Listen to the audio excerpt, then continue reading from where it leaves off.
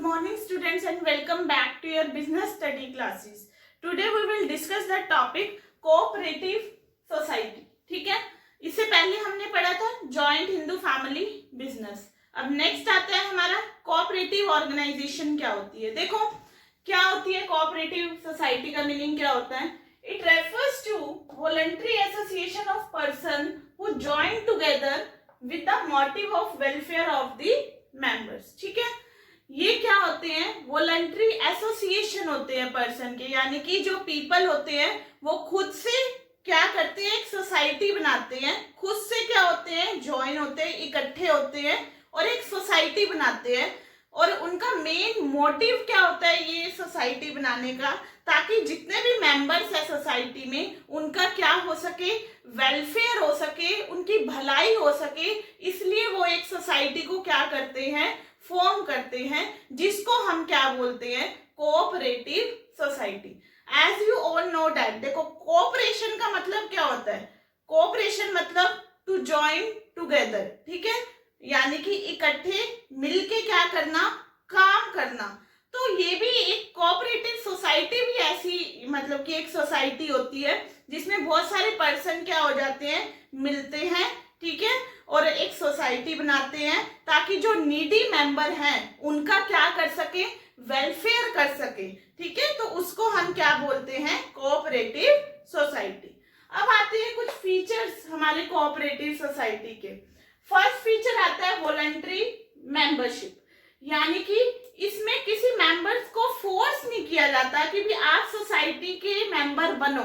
ठीक है, ऐसा कुछ इनमें बाउंडेशन नहीं है, जो मर्जी इस सोसाइटी का मेंबर बन सकता है और जब उसकी मतलब ऑप्शन हो तो वो उस सोसाइटी को लीव भी कर सकता है, छोड़ भी सकता है. तो उसमें कोई रेस्ट्रिक्शन नहीं डाली गई कि भी आप मेंबर बनो और आप इस सोसाइटी को नहीं छोड़ सकते. ठीक है, फ्रीडम है यहाँ पर.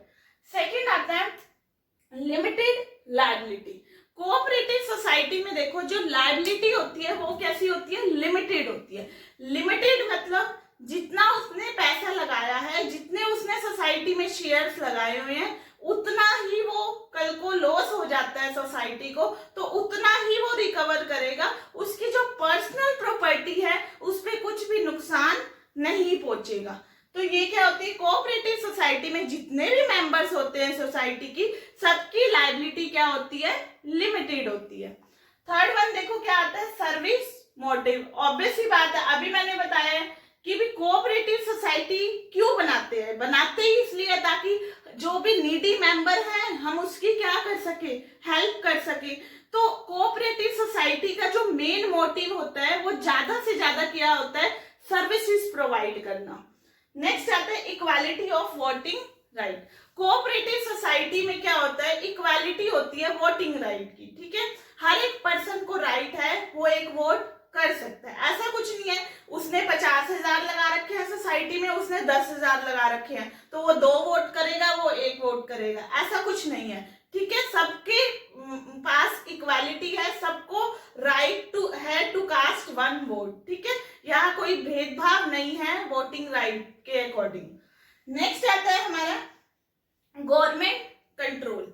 कोऑपरेटिव सोसाइटी में गवर्नमेंट का ज्यादा से ज्यादा कंट्रोल रहता है. क्यों, जितने भी कोऑपरेटिव सोसाइटी के अकाउंट्स होते हैं वो पब्लिश किए जाते हैं. ठीक है, तो time to time government society को चेक करती रहती है कि भी जो सोसाइटी की रूल्स एंड रेगुलेशन है वो सोसाइटी पूरा भी कर रही है या फिर उसको नहीं कर रही.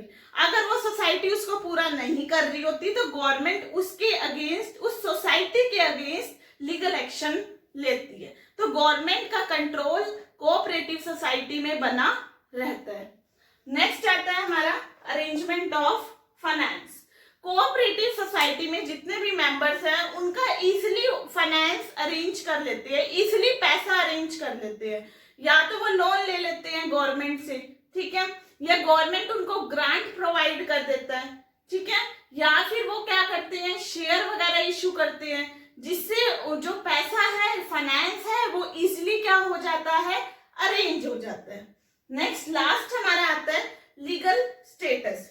देखो कोई भी ऐसे बंदे इकट्ठे होकर कोऑपरेटिव सोसाइटी नहीं बना सकते. ठीक है, cooperative society act, cooperative society act 1912 में उसको अपनी सोसाइटी को रजिस्टर कराना होगा, तभी वो सोसाइटी लीगल मानी जाएगी। अदरवाइज अगर उसने वो सोसाइटी अगर इस एक्ट में 1912 एक्ट में रजिस्टर नहीं कराई तो वो जो सोसाइटी है वो क्या मानी जाएगी, इलीगल मानी जाएगी, और गवर्नमेंट उसके अगेंस्ट क्या ले सकती है, फिर एक्शन ले सकती है। तो कोऑपरेटिव सोसाइटी को रजिस्टर कराना कोऑपरेटिव सोसाइटी एक्ट 1912 में बहुत ज्यादा जरूरी है। तो ये था हमारा आज का टॉपिक। आई होप आपको ये टॉपिक अच्छे से क्लियर हो गया होगा, और अगर आपको ये वीडियो अच्छी लगी है तो इसको ज्यादा से ज्यादा लाइक करना और मेरे चैनल को सब्सक्राइब जरूर करना। Okay, thank you everyone.